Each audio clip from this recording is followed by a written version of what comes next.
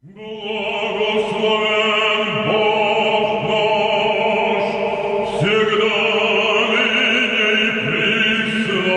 funeral service Tuesday in St. Petersburg, Russia, for the late Yevgeny Prigozhin, leader of the Wagner private military company. He was laid to rest at the Prokofskoye Cemetery in St. Petersburg. The funeral was held behind closed doors with only close relatives and friends of Prigozhin in attendance. He was killed alongside some of his closest associates, including leaders of the Wagner Group and the crew of his private jet, which crashed in Russia last Wednesday. The cause of the incident is currently being probed by the Russian Investigative Committee, which confirmed the identities of the victims Sunday following DNA tests. What does this mean for Wagner and its place in Russia and the world? For more on that, we go to Moscow to speak with analyst Mark Sleboda. Mark, welcome. Don, thanks for having me. And thanks for being here. Prigozhin was just buried today in St. Petersburg in a private ceremony. The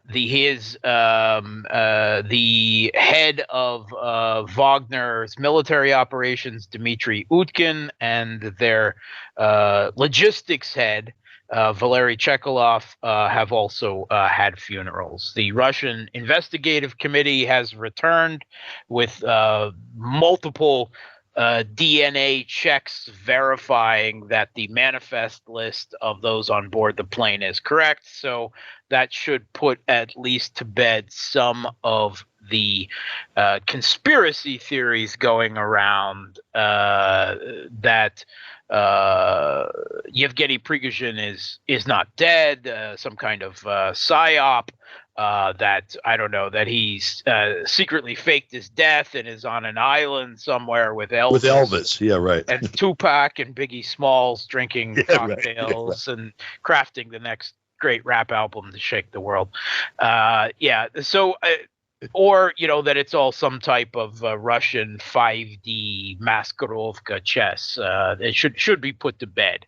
Now there's a big question of what happens with Wagner.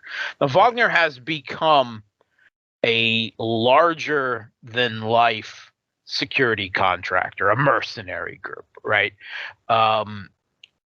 In the West, they are regarded as, they use, for instance, the word mercenary, where they refer to their own mercenaries as security contractors. Right. And they're viewed as arch agents of Putin, right?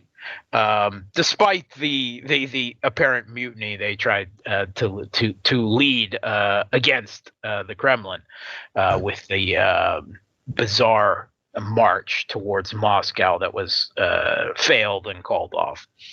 But in other parts of the world, in Africa, in parts of the Middle East like Syria, they're regarded as heroes, right? They have huge symbolic value.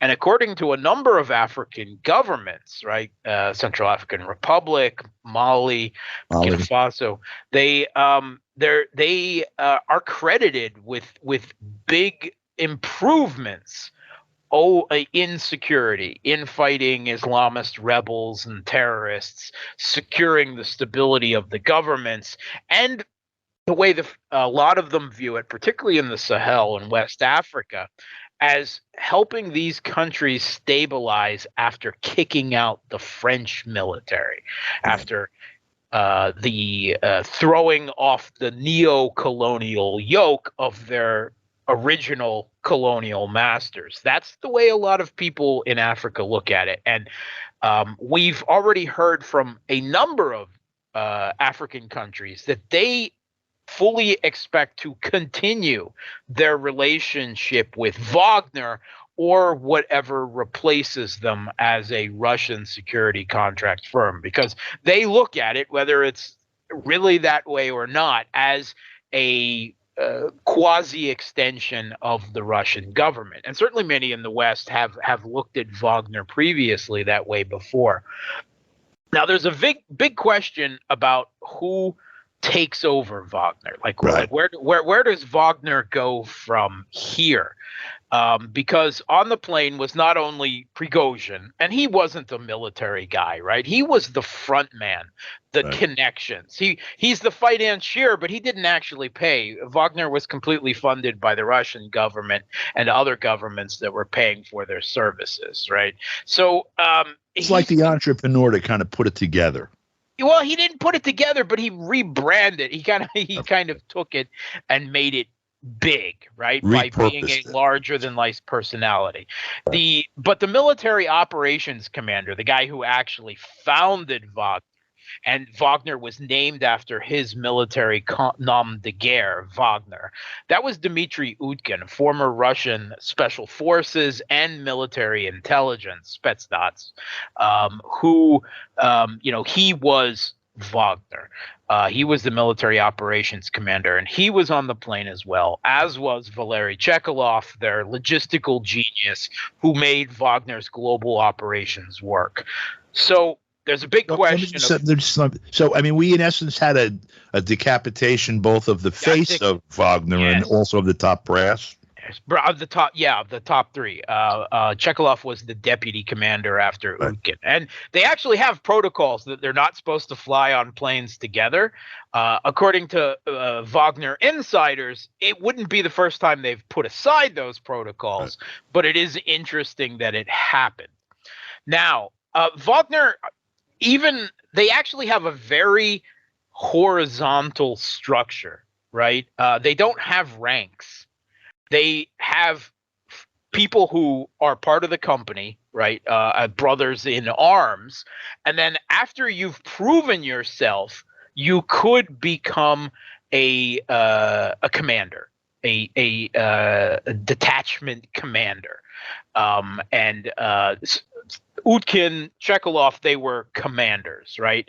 But you don't come into it, whatever your rank was in the Russian military or whatever other military your experience came from that brought you to Wagner, you still have to start from the bottom. Gotcha. And they made decisions with a senior military council, that's what they called it, of the commanders. Supposedly all equal. Now Utkin may have been first among equals, but we haven't heard anything from the military council of Wagner yet. And this is still intact. Yes, the rest of it is still intact, right? Because they've got large operations in Africa and Syria and set up in Belarus now, even though they're illegal in Russia now. CNC though, the CNC is still intact. The command and control is still intact. Still intact, right? So there's two big possible people that are generally talked about as assuming the first among equal, becoming the new nominal leader of the military council. And one of them is Anton Elizarov, whose call sign is Lotus. He's the most senior guy after the crash. He was in charge of operations around Sleboda in Ukraine. And he's already in charge of the company's combat and training work. And he was seen as very close to Prigozhin. A lot of videos showed up with him close to Prigozhin. Another figure being talked about is Andrei Troshev, whose call sign is Sadoy, or the gray hair. And he's a veteran going back to the Soviet intervention of Afghanistan, Soviet military veteran. And he was sanctioned by the EU in 2021 for being a founding member and the executive director of Wagner.